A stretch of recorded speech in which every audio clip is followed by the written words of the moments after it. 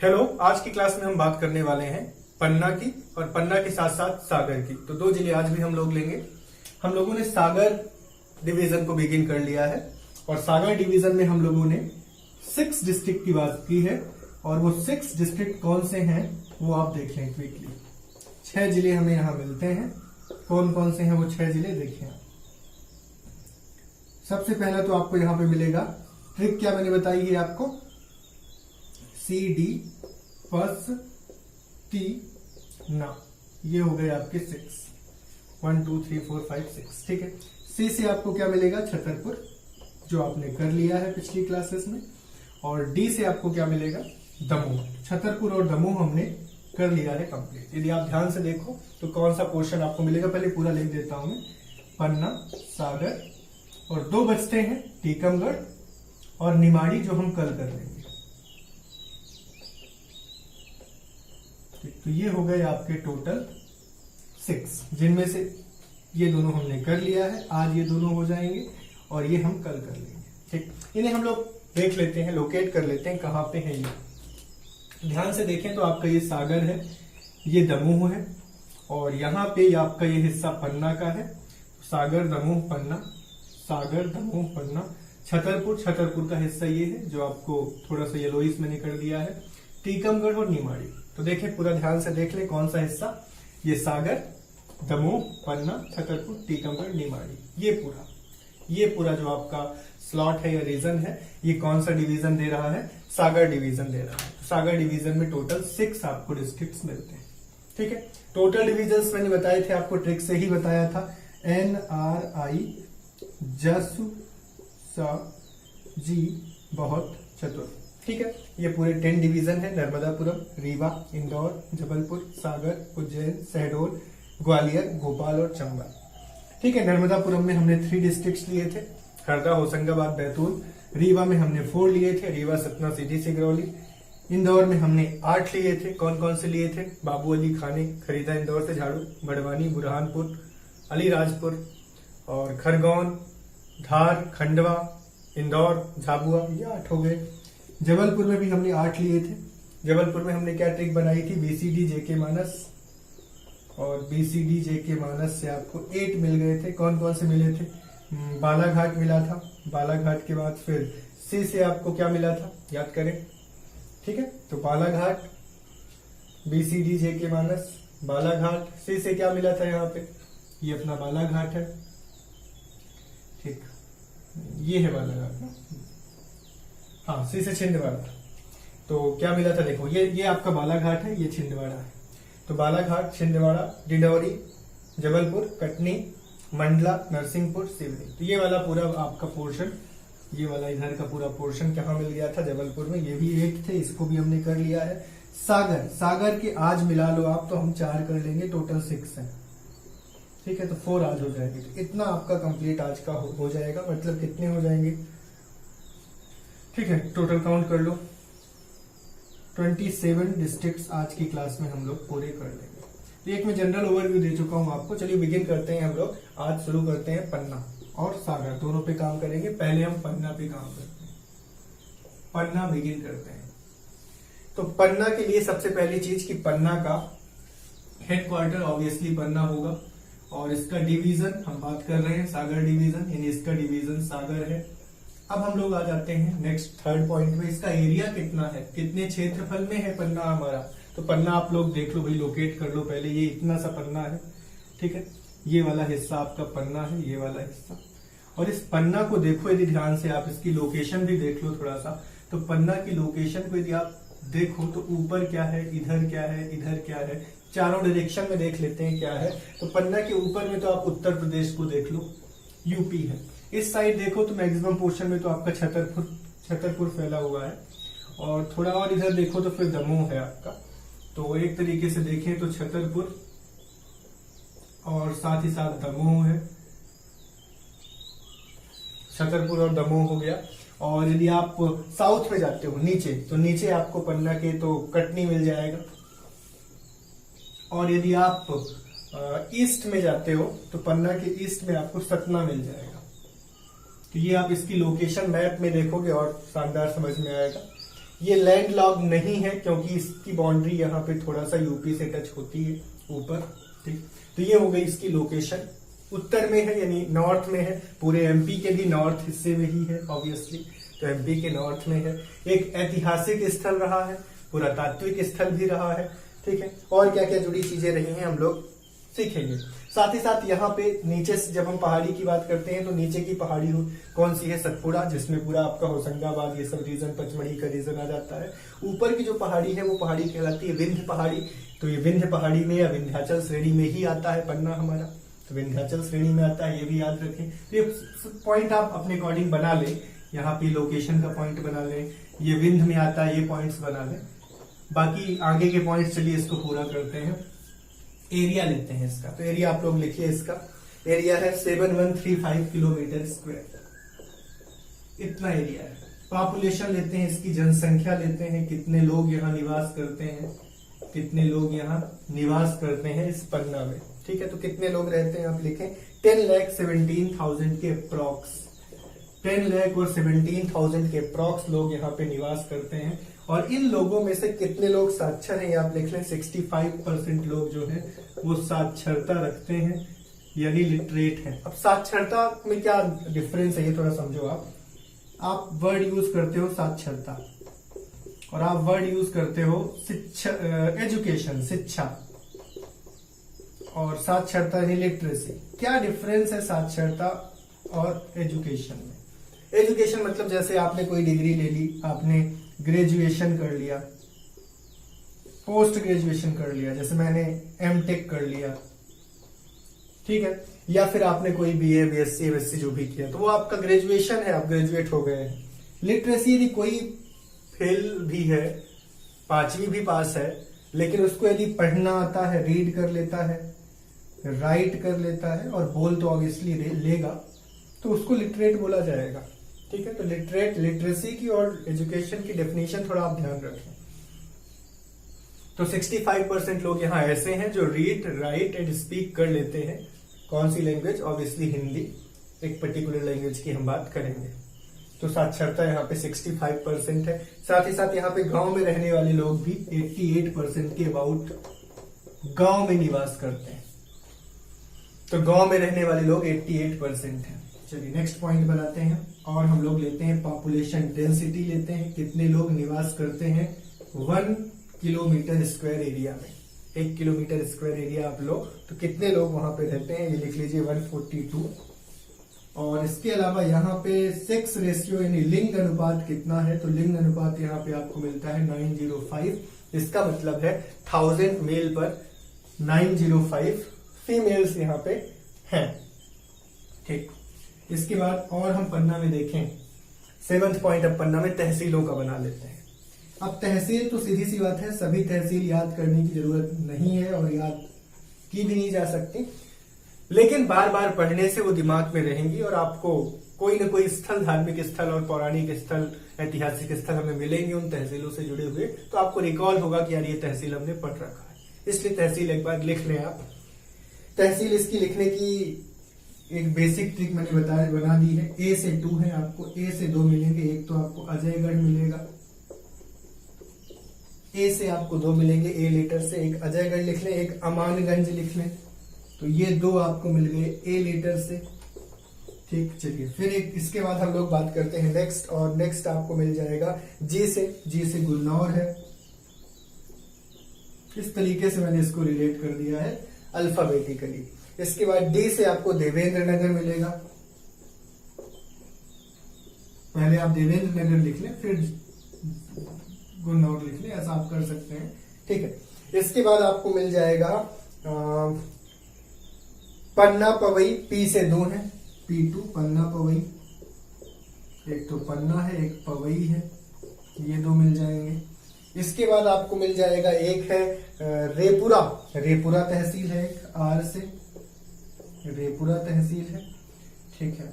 और इसके बाद आपको 2 और मिल जाएंगे, सिमरिया शाहनगर, एस से 2 मिल जाएंगे, सिमरिया शाहनगर। और यही पूरे के पूरे आपको विकास खंड भी मिलते हैं। चलिए तो काउंट कर लेते हैं हम लोग एक बार और ब्रेक भी लेते हैं। अजयगढ़, अमानगंज 2 हो गए, 3 गुलनौर, 4th देवेंद्र नगर, 5th पन्ना और Pawai 6th, 7th Repura, 8th Simaria, 9th Shahnagar. ये 9 ही विकास खंड भी है, डेवलपमेंट ब्लॉक भी है ये, तो ये भी लिख लें आप, ये विकास खंड भी है। किसके अलावा, तहसील होने के अलावा ये विकास खंड भी है, विकास खंड में भी ये काउंट होते हैं। चलिए ये आपके 7-8 पॉइंट हो गए, विकास खंड भी यही है। और भी कुछ पॉइंट्स मैंने बताए थे, आप चाहें तो लिख लें। लोकेशन को आप चाहें तो 9th पॉइंट बना लें, या पहले लिख लिया है तो ऑल राइट। ये 10th विंध्य को बना लें कि विंध्य श्रेणी में आता है, विंध्याचल की श्रेणी है ऊपर जहां पे आता है। विंध्याचल श्रेणी की बात हम लोग करेंगे अभी लेटर ऑन, जिसमें हम पढ़ेंगे कि कौन कौन से पोर्शन आते हैं, पहले भी मैंने बताया है, ठीक है। तो एक श्रेणी तो विंध्याचल की है, एक नीचे सतपुड़ा की है। तो विंध्य श्रेणी में कौन आता है, हमारा पन्ना आता है, ठीक है। इतना डिस्कशन हमने कर लिया। अब हम लोग बात करते हैं 11th पॉइंट, और 11th पॉइंट में हम लोग कंसीडर करते हैं थोड़ा सा इसका नाम का पृष्ठभूमि, कि इसका नाम कैसे आया। तो ये इसके नाम के पीछे एक तो मत है कि पहले इसका नाम क्या रखा गया था, क्या था। तो लिख लें आप लोग, पहले इसका नाम पद्मावतीपुरी था। तो प्राचीन नाम में आते हैं हम, क्या क्या नाम इसके पड़े हैं। तो सबसे पहले तो इसका नाम था पद्मावतीपुरी। यहां पद्मावती जी की प्रतिमा भी है, मंदिर है एक, और इसी मंदिर के आधार पर हमने पन्ना का नाम पहले पद्मावतीपुरी पढ़ा है। फिर पद्मावतीपुरी के बाद इसका नाम हो गया परना, और परना से इसका नाम फिर हो गया पन्ना। तो एक नाम इसका परना भी है, ठीक है। बाकी इसको हम और क्या बोलते हैं, और इसको हम हीरा नगरी तो बोलते ही हैं, और मंदिरों की नगरी भी बोलते हैं, मंदिर भी बहुत है। इन सबको मैं एक्सप्लेन भी कर देता हूं कि क्यों ऐसा बोलते हैं। चलिए सबसे पहला एक्सप्लेनेशन तो पद्मावतीपुरी का ले लेते हैं। पद्मावतीपुरी के बारे में याद रखो कि ये माँ सती से जुड़ा हुआ है। पद्मावतीपुरी बोलो या पद्मावती, आप इसको क्या बोल सकते हो। आप जब बात करते हैं पर्टिकुलरली शक्तिपीठ की, तो शक्तिपीठ आप इसको बोल सकते हैं, या सिंपली पीठ बोल सकते हैं। अब ये शक्तिपीठ का शायद आपको पता भी हो, मैं एक बार बताना चाहूंगा। ये माँ सती से जुड़ा हुआ मंदिर है। माँ सती जी का पैर यहाँ पे गिरा था, और दाहिना पैर जहाँ पे पद्मावती, इसीलिए पद्मावती उसको पैर से जुड़ा हुआ बोला, इसीलिए यहाँ पे पद्मावती मंदिर बनाया गया, और इसीलिए इसको पद्मावतीपुरी बोला गया। तो मंदिरों का नगरी बोलने का रीजन भी यही है। एक तो पवित्र यहाँ पे शक्तिपीठ है। टोटल शक्तिपीठ बोले जाने के अलग अलग मत हैं। जब हम भागवत पुराण में जाते हैं, तो भागवत पुराण में हम 108 शक्तिपीठ की बात करते हैं। तो ये भी शक्तिपीठ माने जाते हैं भागवत पुराण के अनुसार। और अलग अलग शक्तिपीठ बोले जाने के कॉन्सेप्ट हैं। कहीं 51 बोला जाता है, कहीं 72 बोला जाता है। ऐसे ही आपको एक देवी पुराण मिलता है जिसमें 52 बोले गए हैं, 51 बोले गए हैं देवी पुराण में, लेकिन आप 108 भगवत पुराण में देखते हैं, जो कि एक तरीके से हिंदू धर्म ग्रंथ में ऑथेंटिक है, ठीक है। तो ये पद्मावतीपुरी का कहानी आपने समझा। इसको थोड़ा और समझ लें आप, हुआ क्या था ये समझ लें आप। तो यहाँ पे पन्ना की, ऐसा भी माना जाता है कि ये पन्ना की संपन्नता, पन्ना की सुरक्षा का प्रतीक है।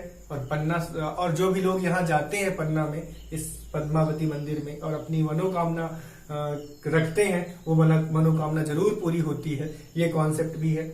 और हुआ क्या था ये समझते हैं हम लोग। तो राजा दक्ष, बहुत प्राचीन काल की बात है, और हमें पुराणों में और हमें प्राचीन ग्रंथों में ये जानने को मिलता है। कुछ लोग किंवदंती भी बोल सकते हैं इसे। तो राजा दक्ष की बेटी सती माँ है हमारी। तो राजा दक्ष की बेटी सती माँ थी, और एक यज्ञ किया राजा दक्ष ने। उस यज्ञ में राजा दक्ष ने सबको बुलाया, बड़े बड़े राजाओं को बुलाया, ऋषियों को बुलाया, सबको बुलाया। लेकिन सती पहली पत्नी थी भगवान शिव की, भगवान शिव को उन्होंने नहीं बुलाया। तब सती माँ गई और उन्होंने यज्ञ में जाकर बात रखी कि भाई क्यों नहीं बुलाया गया, भगवान शिव को क्यों नहीं बुलाया गया। तो राजा दक्ष बुरा भला कहने लगे, भगवान शिव का अपमान भी किया। ये देखकर बहुत क्रोधित हुई। कौन क्रोधित हुई? हमारी सती मां बहुत क्रोधित हुई और उन्होंने क्या किया, खुद को नष्ट कर लिया। और फिर जब भगवान शिव आए तो उन्होंने अपना रुद्र रूप दिखाया। जब उनको पता चला कि मां सती का अंत हो गया है, और उन्होंने सती मां का शव लेकर या शरीर लेकर निकल गए वो, और पूरा तांडव मचाने लग गए। अब इस तांडव से परेशान होकर फिर कुछ ना कुछ करना था, तो फिर भगवान विष्णु ने क्या किया था, इनके टुकड़े कर दिए थे मां सती के, और वो टुकड़े जहां जहां गिरे थे वो टुकड़े क्या कहलाते हैं, शक्तिपीठ बन गए। ठीक है, तो ये एक कॉन्सेप्ट है, कहानी है जो हमें सुनने में मिलती है, और वही हमारे पूजा स्थल हो गए हैं। तो कहीं पे योनि गिरा, कहीं पे हाथ गिरा। जैसे कामाख्या मंदिर आपने सुना होगा, कामाख्या, तो कामाख्या में योनि की बात की जाती है। तो डिफरेंट ये मंदिर हमें मिले। तो एक शक्तिपीठ आप कहोगे पन्ना में भी है, पद्मावतीपुरी शक्तिपीठ है। ठीक है, याद रहेगा, आप शायद आप नहीं भूलेंगे। पर्णा नाम भी एक प्राचीन नाम है पन्ना का। पर्णा नाम भी हमें सुनने में आता है, पर्णा नाम पड़ा था बाद में, और फिर उसके बाद इसका नाम क्या हुआ था, पन्ना। मंदिरों की नगरी क्यों है, समझ गए, बहुत सारे मंदिर हैं, बहुत सारे मंदिर तो हम लोग और आगे कवर करेंगे। इसके अलावा इसको आंवला जिला भी बोलते हैं, क्योंकि यहाँ आंवला भी पाया जाता है। इसको आंवला जिला घोषित कर दिया गया है एमपी गवर्नमेंट के द्वारा। ये एक आंवला जिला है, ये भी याद रखेंगे। इसके अलावा हीरा नगरी तो आपको पता ही है, मैं कुछ पॉइंट बोल देता हूँ। यहाँ पे सबसे बड़ी हीरा की खदानें हैं पूरे मध्य प्रदेश की, और हीरा की खदान से रिलेटेड ये बोला जाता है कि राजा छत्रसाल थे, तो राजा छत्रसाल का घोड़ा जहां जहां पैर रखा था वहां वहां हीरा पाया गया है। तो कुछ इलाका पन्ना में मिलता है, कुछ इलाका फिर मैंने छतरपुर में भी बताया था आपको, यहाँ पे अंगोर की खदान मैंने बताई थी, तो छतरपुर में भी कुछ इलाका हमें मिलता है। तो ये एक किंवदंती है कि जहां पे राजा छत्रसाल जी के घोड़े ने पैर रख दिया था वहां वहां हीरा पाया गया है। ठीक है, और यहाँ पे 6000 साल पहले हीरा पाया गया था, और आज भी हीरा पाया जाता है पन्ना में, और सर्वाधिक उत्पादन करता है ये। प्रमुख हीरा खदान पन्ना में है, और हनोता में भी है। पन्ना में हनोता नामक जगह पे भी है। और इसके अलावा एक चीज और आप याद रखें कि यहाँ पे एनएमडीसी ने क्या किया था, हीरा का खनन रोक दिया था। एनएमडीसी क्या होता है, ये मिनरल्स के लिए होता है डिपार्टमेंट, जिसे हम बोलते हैं national mineral development corporation. National mineral development corporation, जो भारत का पूरा राष्ट्र का खनिज विकास का जो सेंटर है, या आप कहें कि एक प्राधिकरण है, इकाई है, वो इकाई है एनएमडीसी, जिसने क्या किया था, खनन को रोक दिया था। और इस एनएमडीसी के यहाँ पे प्लांट भी हैं, खदान भी हैं, ठीक है, कारखाने भी हैं परिष्कृत करने वाले। तो एनएमडीसी ने क्या किया था, रोक दिया था खनन। फिर से खनन कब शुरू कर दिया, तो लिख लें ये डेट, जून 2009 में ये खनन, या जून 2009 में ये खनन फिर से शुरू हो गया। ठीक है, ये आप याद रखें कि इंपॉर्टेंट पॉइंट होगा, हीरा नगरी से जुड़ा हुआ।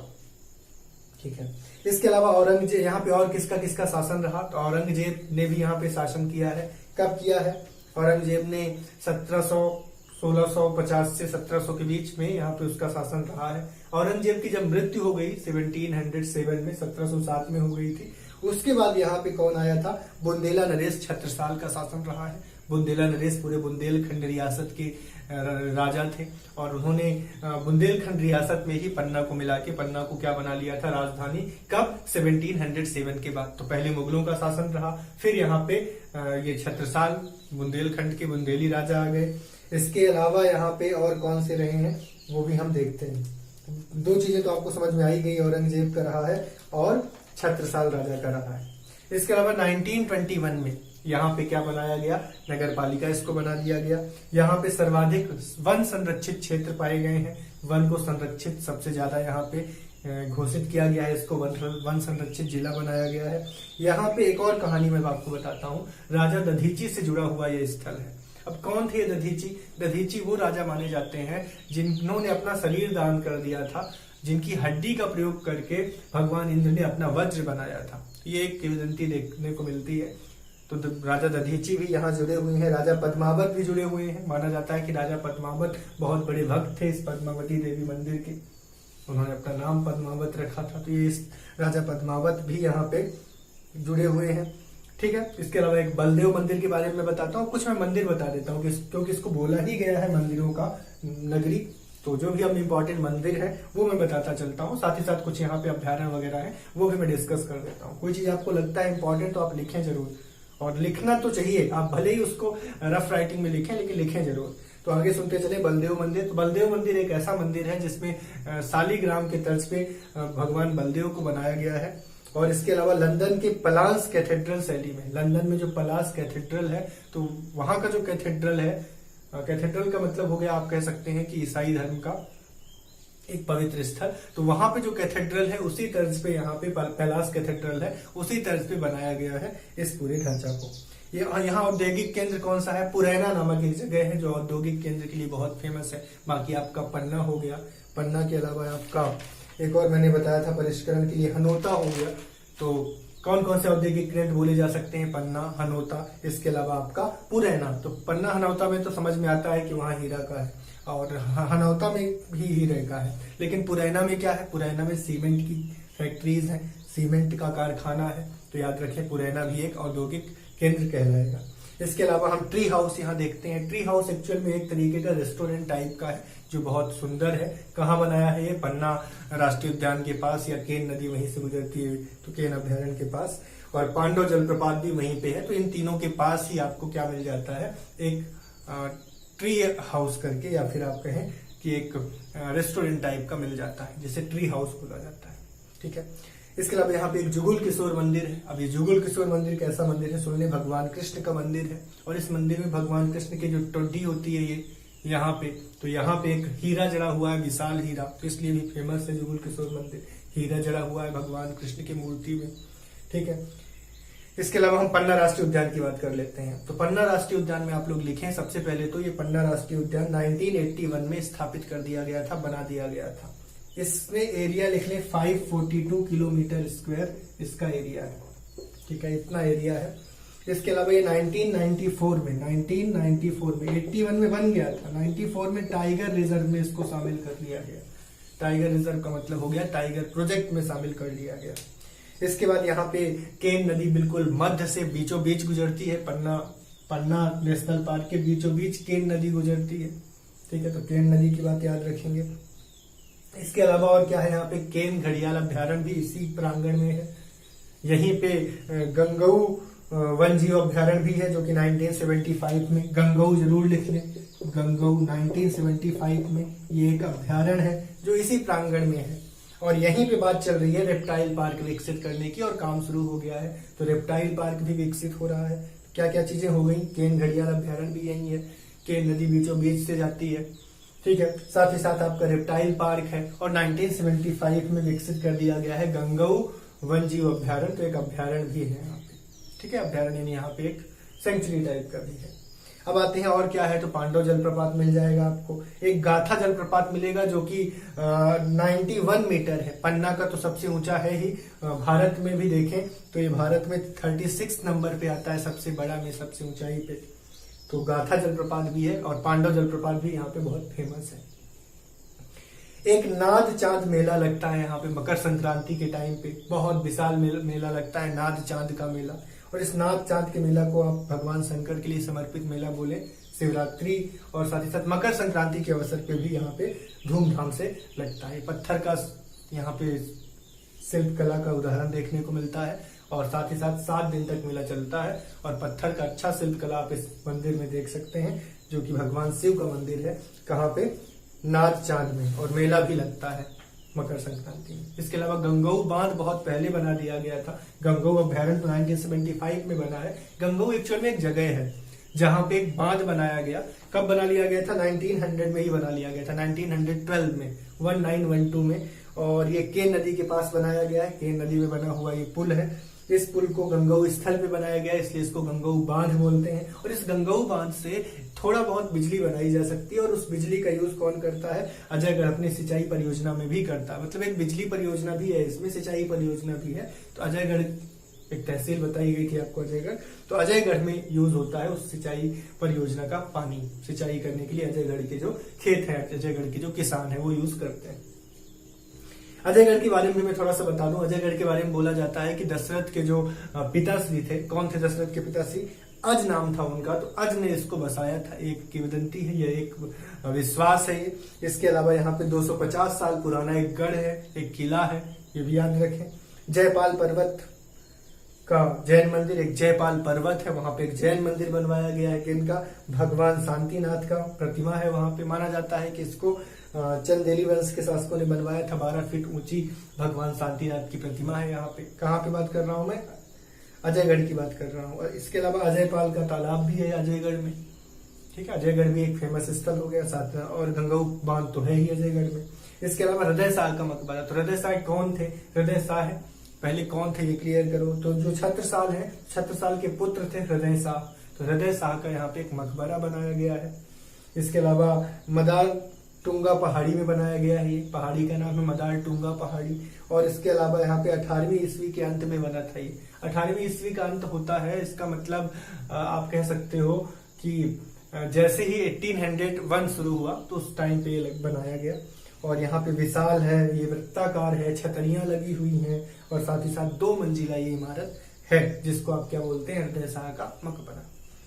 प्रमुख नदियां कौन कौन सी हैं यहाँ पे? केन है, मधुमय है, केन है, मधुसम है, पटनी है, और साथ ही साथ सीमादी है। केन, मधुसम, पटनी, सीमादी। मेन केन तो आपने सुना ही होगा, बाकी आप देख लें, छोटी छोटी नदियां हैं, ठीक है। तो केन, मधुसम और पटनी, सीमादी।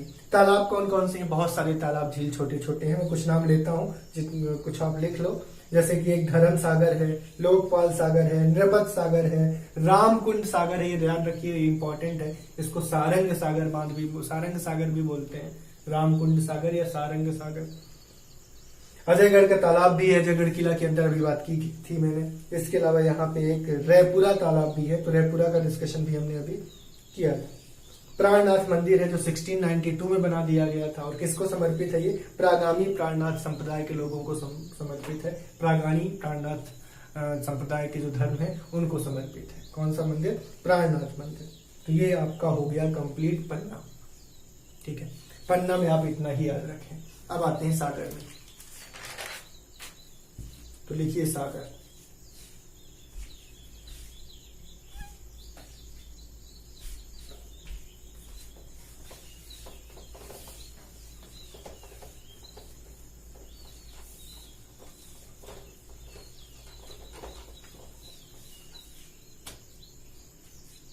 तो चलिए, आज का दूसरा सागर डिस्ट्रिक्ट, सागर जिला। तो सागर को सबसे पहले तो हम लोकेट कर लें। तो ये आपका सागर है, सागर है, ठीक है। बाद में लोकेशन और इंडिकेट कर दूंगा। सबसे पहले तो हेडक्वार्टर इसका सागर ही लिख लें आप, ठीक। इसके बाद आप इसका डिवीजन, सागर डिवीजन ही है। इसके बाद चलिए इसका एरिया, ठीक। तो एरिया इसकी बात करते हैं। तो एरिया आप देखें 10,252 किलोमीटर स्क्वायर। तो एरिया वाइज भी ये अच्छा है, बड़ा है। सबसे बड़ा आपको क्या बताया था मैंने? सबसे बड़ा मैंने बताया था छिंदवाड़ा ने। तो इसका 11,000 एबव था किलोमीटर स्क्वायर में। ये भी कितना है? 10,252, मतलब ये भी ठीक ठाक है। इसके अलावा पॉपुलेशन डेंसिटी, पॉपुलेशन ले लेते हैं पहले, फिर हम लोग पॉपुलेशन डेंसिटी भी ले लेंगे। पहले तो जनसंख्या, जनसंख्या घनत्व, तो इसके अलावा आपका सेक्स रेशियो, लिंगानुपात। चलिए इन सब चीजों को नोट कर लो आप। पॉपुलेशन कितनी है यहाँ पे? पॉपुलेशन बहुत है, 24 लाख है। 24 लाख लोग यहाँ पे हैं, और ये 24 लाख में 76.5% लोग आपके कैसे हैं? ये लोग आपके साक्षर हैं, जबकि 70% के अबाउट गांव में रहते हैं। साक्षर का मतलब मैंने आपको समझा दिया है, साक्षर और शिक्षा का मतलब। पॉपुलेशन डेंसिटी का मतलब है 1 किलोमीटर स्क्वायर में कितने लोग रहते हैं। तो ये आप लिख लें 232 लोग रहते हैं। और सेक्स रेशियो यहाँ का 893 है, मतलब 1000 मेल पर 893 फीमेल है। अब हम लोग आ जाते हैं तहसीलों में डायरेक्ट, और तहसीलें इसकी हम याद कर लेते हैं। तहसीलों के लिए मैंने यहाँ भी कोई ट्रिक फिलहाल नहीं बनाई है। पहले तो आप का वाले लिख लो पूरे।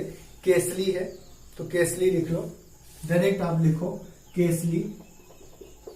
फिर है खा से खुरई, का खा से मैंने अल्फाबेटिकली लिख दिया है। केसली, फिर खुरई, फिर है गाढ़ा कोटा, फिर है देवरी, गाढ़ा कोटा, फिर कौन सा है, देवरी। गाढ़ा कोटा के बाद देवरी, उसके बाद है बीना और बंडा, दो है, बीना भी है और एक बंडा भी है। ठीक है, बीना बंडा हो गया बाद से। फिर आता है मालाथोन, मालाथोन है फिर, और राहतगढ़, यहाँ पे जलप्रपात भी है राहतगढ़ में, बीना नदी का जलप्रपात है राहतगढ़ जलप्रपात। इसके अलावा रहली है, तो रा से दो हो जाएंगे। तो इस तरीके से आप फ्लो बना लें कि रा से दो है। अब इसमें ट्रिक नहीं बनाई है मैंने। फिर सागर, सागर, और ये पूरे के पूरे आपके डिवीजन भी हैं। कौन से डिवीजन, यानी सॉरी, आप कहोगे कि ये पूरे के पूरे क्या है, विकास खंड भी हैं, यानी ये पूरे डेवलपमेंट ब्लॉक भी हैं। ठीक है, तो केसली, खुरई, गाढ़ा कोटा, देवरी, बीना, बंडा, मालाथोन, राहतगढ़, रहली, सागर और शाहगढ़, ये आपके हो गए टोटल तहसीलें, साथ ही साथ विकास खंड भी हैं सभी के सभी। ठीक, लोकेशन देख लें हम लोग इसकी। तो लोकेशन आपको ये मिलेगी सागर की, ये सागर की लोकेशन आप बोलो, और आप पता करना चाहो कि यहाँ पे कौन कौन कहाँ है, तो ऊपर कौन है, इधर कौन है, इधर कौन है, ये हम क्विकली एनालाइज कर लेते हैं। तो ऊपर आपको क्या क्या मिल जाएगा, ये छतरपुर, टीकमगढ़, ये पूरा पोर्शन मिल जाएगा। ठीक है, यदि आप ये सागर का पोर्शन लो तो ऊपर आपको क्या क्या मिल जाएगा। ये वाला पोर्शन तो आपका यूपी मिल गया, नहीं ये तो एमपी का पोर्शन ही नहीं है, तो एक तो यूपी मिल गया ऊपर, ये यूपी का ही पोर्शन है, झांसी वगैरह ललितपुर यहीं पे आता है। फिर इस साइड आए तो विदिशा मिल जाएगा आपको, वेस्ट में विदिशा है। साउथ में आ जाओ तो साउथ में आपको यहाँ पे मिल जाएगा नरसिंहपुर,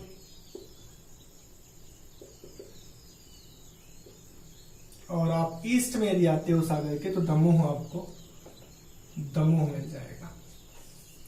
ठीक है, तो ये आपको क्लियर हो गया होगा उम्मीद है। बाकी ये आपका पता ही है आपको, शिवपुरी है, ये अशोकनगर है, तो इन पर भी डिस्कशन लेटर ऑन हम करेंगे। 9th पॉइंट लिखिए। यहाँ पे उपनाम क्या क्या है, इसको झील नगरी बोलते हैं, इसके उपनाम लिख लें। झील नगरी, यहाँ बहुत सारी झीलें हैं और ये खुद सागर झील के किनारे बसा है। और उस सागर झील को क्या नाम दिया जाता है, तो उसको हम बोलते हैं लाख बंजारा झील बोलते हैं। तो सागर किस नदी के किनारे, इस सागर झीलों की नगरी बोलते हैं। चलिए इस पर डिस्कशन कर लेते हैं हम लोग। झीलों की नगरी बोलते हैं और ये सागर झील के किनारे बसा है, और इस सागर झील को ही बोला जाता है लाख बंजारा झील। अब इससे जुड़ी हुई क्या कहानी है वो मैं समझाने का प्रयास करता हूँ। एक्चुअली में लाख बंजारा नाम के यहाँ पे एक व्यक्ति थे। हुआ क्या ये सुनिए। सागर झील एक बहुत बड़ा झील खुदाई करके तैयार किया गया, लेकिन उसमें पानी था नहीं। अब पानी था नहीं तो लोगों की मान्यता ये थी कि यदि कोई पति पत्नी कपल एक झूले में वहां पे झूलेंगे तो पानी आ जाएगा, लेकिन पानी आएगा तो उन दोनों का प्राण बलि हो जाएगी। तो अब कोई गांव वाला तैयार नहीं हो रहा था, तो फिर लाख बंजारा के बहू और बेटा ऑब्वियसली, तो बहू बेटा तैयार हुए और उनके लिए फिर एक स्वर्ण झूला तैयार किया गया। फिर उनको झुलाया गया और वो झूले जब झूला से उसमें तो पानी आ गया, वो डूब गए। तो बलिदान यहाँ पे लाख बंजारा के बहू और बेटा ने दिया था। तो बहू बेटा के बलिदान के स्वरूप लाख बंजारा झील जनरेट हुई। तो ये किंवदंती मानी जाती है। तो ये लाख बंजारा झील, सागर झील आप याद रखें, और ये लाख बंजारा का थोड़ा सा किंवदंती टाइप का फॉर्म याद रखेंगे तो भूलना आसान फिर नहीं होगा, आसानी से भूल नहीं पाएंगे, फिर रादर हमेशा के लिए याद हो जाएगा। ये किंवदंती वाले कॉन्सेप्ट आप जरूर बना लें, ठीक है। समझ गए होंगे किंवदंती क्या है। और सुनिए, ऐतिहासिक है, ये पुरातात्विक महत्व का शहर है और बहुत समय से ये विंध्य श्रृंखला का पार्ट तो है ही, उत्तर में ही है, ये भी विंध्य श्रृंखला का ही पार्ट है, सीधी सी बात है। ये भी लिख लें, पॉइंट लिखना है तो विंध्य श्रृंखला का पार्ट है, ठीक। और क्या क्या पॉइंट्स है सुनते चले। पौराणिक साक्ष्य यहाँ हमें रामायण महाभारत से ये मिलते हैं कि ये विदिशा और साथ ही साथ दसार्ण विदिशा और दसाढ़ जनपद का भाग रहा है। तो विदिशा तो आप जानते हैं एक जिला है वर्तमान में, तो विदिशा जिले का ही ये क्या रहा है, भाग रहा है। विदिशा जनपद का हिस्सा रहा है सागर पहले, ठीक, ये पाया जाता है। चेदी साम्राज्य का यहाँ शासन रहा है, चेदी साम्राज्य ने भी शासन किया है, चेदी ने शासन किया है। विदिशा का हिस्सा रहा है, चेदी ने शासन किया है। और कौन कौन से वंशों ने किया है शासन? चेदी वंश के अलावा यहाँ पे टोलमी के अनुसार बोला जाता है, चेदी वंश को बोला जाता है पुलिंद वंश, चेदी वंश को बोला जाता है पुलिंद वंश। तो टोलमी के बारे में आप जानते होंगे, एक अच्छे इतिहासकार है। तो टोलमी ने बोला है, इसको क्या बोला है, पुलिंदों का नगर। सागर को एक और नाम दिया गया है टोलमी के द्वारा, पुलिंदों का नगर। पुलिंद हम किन्हें बोलते हैं? पुलिंद हम बोलते हैं इन चेदी वंश के शासकों को ही, तो पुलिंदों का नगर भी बोला जाता है। इसके अलावा यहाँ पे चंदेल और चालुक्य वंश के शासक भी 9वीं सदी में रहे हैं। 9वीं सदी का मतलब हुआ 800 से 900 के बीच। कौन कौन शासक रहे हैं यहाँ पे? आपके ये चंदेल और कलचुरी वंश के शासक रहे हैं, ये भी इंपॉर्टेंट बात हो गई। चंदेल कलचुरी वंश भी यहाँ शासन किया है। साथ ही साथ यहाँ पे परमार वंश का शासन रहा है, मुगल वंश का शासन रहा है 13वीं-14वीं शताब्दी में, 13th और 14th सेंचुरी में। गोंड वंश आया है 15th सेंचुरी के एंड में। इसके अलावा यहाँ पे 1818 में अंग्रेजों ने इसको अपने कब्जे में ले लिया था, और बाद में अंग्रेजों ने इसको क्या किया था, अपने नागपुर, जो नागपुर का प्रोविंस था उसमें मिला लिया था। कब मिला लिया था, ये डेट लिखना है तो लिख लें, 1861 में नागपुर प्रोविंस में मिला दिया गया था इसको, और 1818 में ये अंग्रेजों के अधीन भी आ गया था सागर। तो ये बात भी आपको ध्यान रखना है कि किनके किनके अधीन रहा, किनके किनके अधीन रहा। चेदी वंश, जिन्हें हम क्या बोलते हैं, पुलिंद देश के बोलते हैं चेदी वंशों को। इसके अलावा चंदेल, कलचुरी, मुगल, परमार, अंग्रेज भी आए, तो ये सब वंशों ने यहाँ शासन किया है। लाख बंजारा वाली कहानी भी आप समझ गए। अब चलिए आगे बढ़ते हैं और हम नदियां देख लेते हैं। तो एक मेन नदी तो यहाँ पे है धसान। धसान के अलावा बेवस, सुनार, देहार, कडान, गधेरी। एक बार बोल देता हूं मैं, धसान के बाद बेवस, सुनार, देहार, कडान, गधेरी। तो मैं तो चाहूंगा धसान तो आप याद रखो ही, ठीक है। NH-26 यहाँ से कौन कौन से पास होते हैं हाईवे?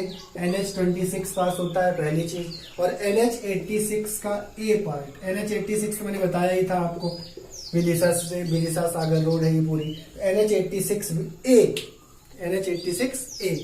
ठीक है। खनिज कौन कौन से हैं यहाँ पे? रॉक फॉस्फेट है, सोप स्टोन है, डोलोमाइट है, साथ ही साथ तांबा और ग्रेनाइट भी यहाँ पाया गया है। ग्रेनाइट की चट्टानें पाई गई हैं सागर में। इसके अलावा यहाँ पे डॉक्टर हरि सिंह गौर विश्वविद्यालय है, और ये पूरे मध्य प्रदेश का पहला विश्वविद्यालय है जो 1946 में बना दिया गया था। अब डॉक्टर हरि सिंह गौर विश्वविद्यालय को सबसे पहले सागर विश्वविद्यालय नाम से स्थापित किया गया था, और ये 18 जुलाई, एग्जैक्ट डेट याद करना है तो कर लो, वैसे तो 1946 याद रखो। तो 18 जुलाई 1946 को ये स्थापित किया गया था। एमपी का पहला विश्वविद्यालय है और सबसे पुराना कहा जाएगा एमपी का। 27 मार्च 2008 को इसको सेंट्रल से इसको क्या मिल गया, केंद्रीय विश्वविद्यालय का दर्जा मिल गया सेंट्रल से। बाकी पहले तो था ही विश्वविद्यालय, कब से था? 1946 से था, याद रखेंगे इतना। इसमें डॉक्टर हरि सिंह गौर ने अपनी निजी संपत्ति लगाई थी इसको बनाने में, इसीलिए बाद में इनको क्रेडिट भी दिया गया और क्या नाम कर दिया गया इसका, डॉक्टर हरि सिंह गौर विश्वविद्यालय। अब हम आते हैं कुछ और इम्पोर्टेंट स्थल में जो सागर से जुड़े हुए स्थल हैं। जैसे एक बनेनी घाट है सागर से जुड़ा हुआ, तो कुछ और इम्पोर्टेंट तथ्य देखेंगे। लिखें आप बनेनी घाट, मैं बोलता चलता हूं, आप सुन लें, लिख लें, सुनते रहें और पेन भी चलाते रहें, ऐसा होना चाहिए कॉन्सेप्ट। तो बनेनी घाट में लिख लें, राहतगढ़ में है ये, और राहतगढ़ के बारे में भी फिर लिखेंगे हम लोग। तो पहले तो बनेनी घाट लिख लें, राहतगढ़ तहसील में आता है ये घाट, और ये बीना नदी तट पर है, तो बीना नदी का एक घाट है। साथ ही साथ यहाँ पे शंकर जी का एक मंदिर भी है इस घाट के पास, प्राचीन मंदिर। और शिवरात्रि में एक मेला भी लगता है, कहाँ पे? आपके बनेनी घाट में शिवरात्रि के टाइम पे एक मेला भी लगता है। शिव मंदिर है इसलिए भी कह सकते हैं आप, मेला लगता है। अब राहतगढ़ की बात हुई है तो राहतगढ़ के बारे में थोड़ा सा सुन लें। राहतगढ़ में एक जलप्रपात है, ठीक है। राहतगढ़ जलप्रपात बीना नदी पर है।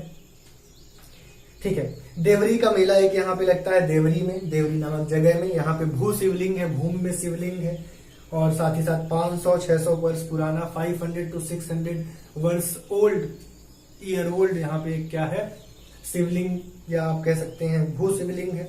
पार्वती माँ के हाथ में खड़ग लगे हुए है, और इसीलिए इसके प्रांगण में जो पार्वती माँ के साथ खड़ग लगा हुआ आपको एक मंदिर मिलता है, उस मंदिर को हम खांडेराव मंदिर भी बोलते हैं, क्योंकि खड़ग है इसमें। तो एक खांडेराव मंदिर भी इसी प्रांगण में है, देवरी के प्रांगण में, और वहां ही मेला लगता है, देवरी का मेला। इसके अलावा हम बात करते हैं गढ़ौली शिव मंदिर की। तो गढ़ौली में जो शिव मंदिर है वो कैसा है, पश्चिम मुखी है। जनरली शिव मंदिर पूर्व मुखी होते हैं, पर गढ़ौली का शिव मंदिर पश्चिम मुखी है। कुछ मंदिर मैंने एग्जाम्पल दिए हैं पहले भी जो पश्चिम मुखी है। इसके अलावा यहाँ पे समतल भूमि से प्रारंभ किया गया, जनरली टॉप उठाया जाता है, पर यहाँ पे प्रारंभ समतल भूमि से है। अब आते हैं हम रहली सूर्य मंदिर में। स्थल बता दे रहा हूं मैं इंपॉर्टेंट। रहली सूर्य मंदिर एक सूर्य भगवान को समर्पित मंदिर है। ये सुनार और देहार नदी के संगम पे है। मैंने बताया था धसान है, सुनार है, देहार है। तो सुनार और देहार नदी का संगम जिस स्थान पे होता है, उसी संगम के स्थान पे ये मंदिर बनाया गया है, रहली सूर्य मंदिर। और यहीं पे पास में एक पंढलपुर नामक जगह है, और उस पंढलपुर में भी एक मंदिर है, पंढरीनाथ मंदिर, जो कि 250 ईयर्स ओल्ड है, 250 से 300 साल पुराना है। कौन सा मंदिर, पंढरीनाथ मंदिर, जो पंढरपुर में है। इसके अलावा आबचंद गुफा है यहाँ पे। क्या है ये आबचंद गुफा? ये आबचंद गुफा सागर से 35 किलोमीटर की डिस्टेंस पर है, और ये आदमगढ़ के जमाने के इसमें शैल चित्र मिले हैं, आदमगढ़ या फिर सिंगनपुर। तो आदमगढ़ सिंगनपुर आप जानते हो, आदमगढ़ तो हमने बात की थी। तो आदमगढ़ में जैसे मानव के साक्ष्य मिले हैं, आदमगढ़ जैसे प्राचीन पाषाण काल का है, वैसे इसमें पत्थर में जो शैल चित्र है उसी टाइम का या उसी टाइप का मिला है। मकर संक्रांति पर यहाँ पे गुफा मेला लगता है, और दर्जन भर यहाँ गुफाएं हैं, मतलब 12-13 गुफाएं हैं यहाँ पे। अब क्या नाम है पूरा इसका, आबचंद का गुफा। अब आते हैं बीना रिफाइनरी। तो अब यदि हम सागर की बात करें तो बीना रिफाइनरी तो बहुत इंपॉर्टेंट है। क्या है बीना रिफाइनरी? बीना तहसील में है। यहाँ पे पश्चिम मध्य रेलवे का एक बहुत बड़ा जंक्शन है, ये भी याद रखें, बीना जंक्शन पश्चिम मध्य रेलवे का एक बड़ा जंक्शन। साथ ही साथ यहाँ पे भारत ओमान तेल रिफाइनरी है। क्या नाम है तेल रिफाइनरी का? भारत ओमान तेल रिफाइनरी। भारत और ओमान के दोनों के कंबाइंड, यहाँ पे आप कह सकते हो दोनों का यहाँ पे कंबाइंड वर्क है। और किस गांव में है? आगा सौद गांव में। आगा सौद एक गांव है जहां ये रिफाइनरी लगाई गई है। अब इस रिफाइनरी को कब शुरू किया गया? तो डॉक्टर मनमोहन सिंह ने शुरू करवाया था इसको 2011 में, मई में। 12,000 करोड़ यहाँ पे इन्वेस्ट किया गया है इस पर्टिकुलर रिफाइनरी में, भारत ओमान रिफाइनरी में। एक यहाँ पे रनगिर करके एक यहाँ पे जगह है। रनगिर में क्या है? देहार नदी तट पर है। ये नदी तट मैंने बताई है आपको बहुत सारी, उनमें से एक नदी है देहार नदी। तो देहार नदी के तट पर ये रनगिर या रनगिरी है, ठीक है। और क्या खास बात है इसकी? यहाँ पे प्राचीन स्थल है ये।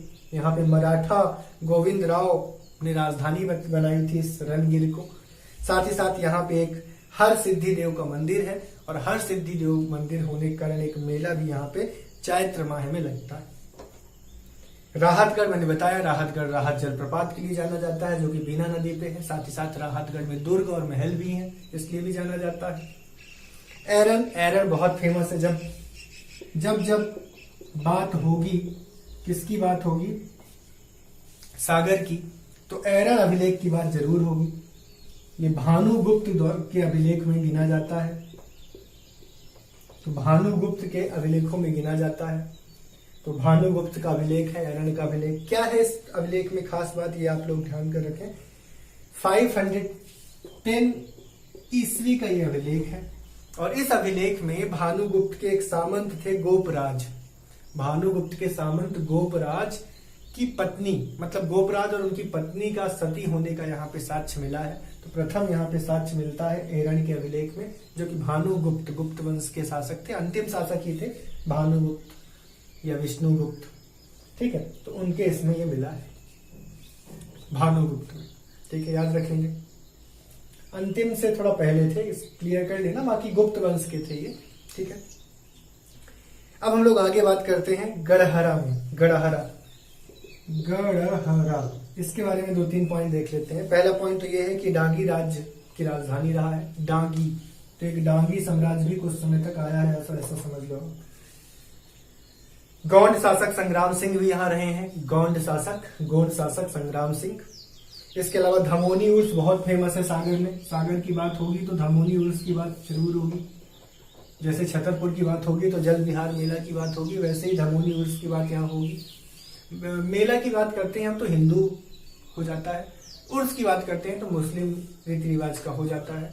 तो धमोनी उर्स यहाँ मनाया जाता है सागर में, मेला टाइप का ही है ये, 6 दिवसीय उर्स होता है ये। एक उल्दन मेला और यहाँ लगता है, उल्दन मेला, बस ये कंप्लीट होने वाला ही है, 2-3 और चीजें लिख लें। उल्दन मेला के बारे में आप ये लिख लें कि धसान और आंडेर नदी, इसलिए मैं नदियां पहले बता दिया था, धसान नदी आंडेर नदी जहां मिलती हैं उस संगम पे ये मेला लगता है। शिव पार्वती का मंदिर भी है और मकर संक्रांति में भव्य मेला लगता है, विशाल मेला लगता है। अब मैं कुछ संस्थान आपको याद दिला देता हूँ। एक संस्थान तो यहाँ पे जवाहरलाल नेहरू पुलिस अकादमी है, पुलिस की ट्रेनिंग के लिए। दूसरा आपको यातायात प्रशिक्षण संस्थान है, यातायात के प्रशिक्षण के लिए। एक यहाँ पे अपराध अनुसंधान प्रशिक्षण संस्थान है। एक यहाँ पे 26 जनवरी 2006 को प्रदेश की प्रथम डीएनए प्रयोगशाला, ये इंपॉर्टेंट हो गया, 26 जनवरी 2006 को प्रदेश की क्या लगाई गई है, यहाँ पे डीएनए प्रयोगशाला लगाई गई है, जो पहली प्रयोगशाला है मध्य प्रदेश की बोल सकते हो आप। इसके अलावा यहाँ पे एक नाप तौल प्रशिक्षण केंद्र भी है और यहाँ पे फोरेंसिक लेबोरेटरी भी है। तो ये कुछ संस्थान हो गए। साथ ही साथ यहाँ पे कुछ औद्योगिक इकाइयां हैं, स्टेनलेस स्टील की औद्योगिक इकाई है। इसके अलावा आप बात कर रहे हो तो बीना रिफाइनरी तो आपको याद रहेगा ही, ये भी एक औद्योगिक केंद्र हुआ। इसके अलावा यहाँ पे सिद्ध गवा औद्योगिक विकास केंद्र भी है, तो ये कुछ विकास केंद्र हुई। तो इस तरीके से मैंने सागर की मैक्सिमम चीजें जो इम्पोर्टेंट है मैंने कवर कर दी हैं और पढ़ना भी आपने कवर कर लिया। चलिए आज की क्लास में इतना ही करते हैं। Thank you class.